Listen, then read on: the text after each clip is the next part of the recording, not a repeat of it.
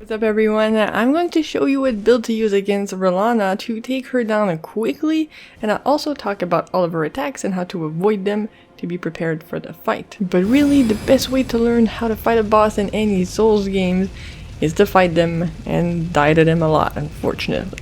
But hopefully these tips I learned while fighting her will help you defeat Rellana, the Twin Moon Knight. So for the build, the thing about the DLC that you need to know is that your level doesn't matter, but also it does.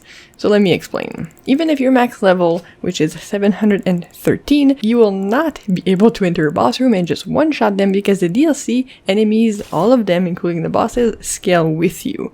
But why it does matter is that if you're at a higher level, you do more damage, relatively speaking, and you also have more resources, FP, stamina, and health, which helps a lot in boss fights. So with that said, being around 250 to 300 is a good starting point for this fight. It's a very stamina intensive fight as well.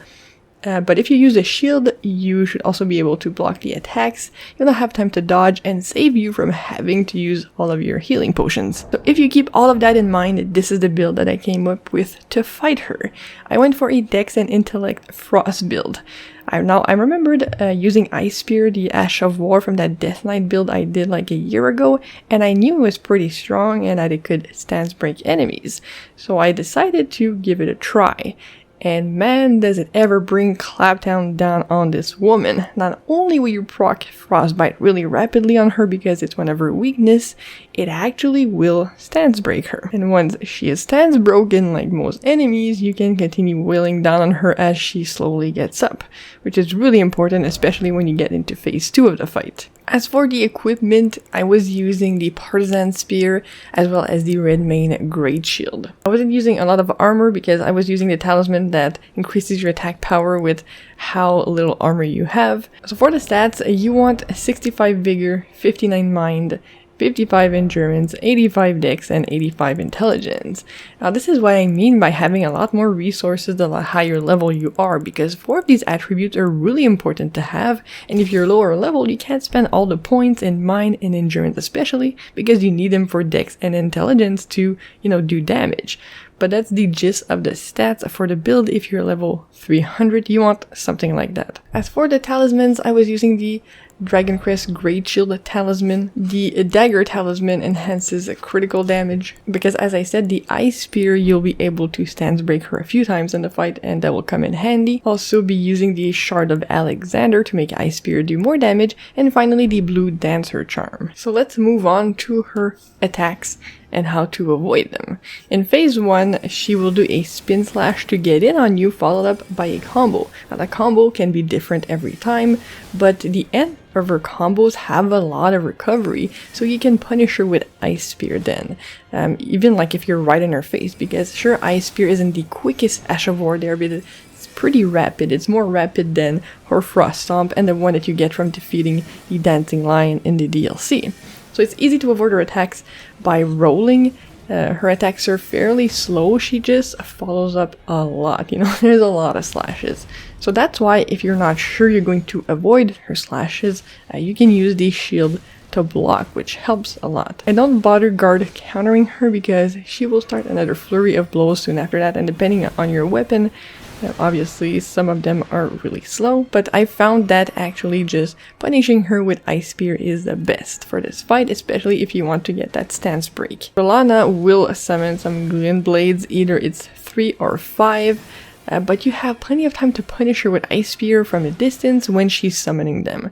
Sometimes though, she will dive at you with them out and attack at the same time as they are released, so be careful to try and not punish her summoning them too late, or you might get killed by all of that. But as soon as you see her, pull out her little wand, just go ahead and use Ice Spear. Phase 2 is where this fight gets more intense. The progression of the fight reminds me a lot of Lady Maria in Bloodborne, if you've played that, because now both of her swords will be imbued with magic and fire, and do both of those respective damage types. Before she switches to that stance, however, and to start phase 2, she will do a Carrion Greatsword attack, which she will charge up to its fullest. So first she does a vertical slash, and second a horizontal one as a follow-up.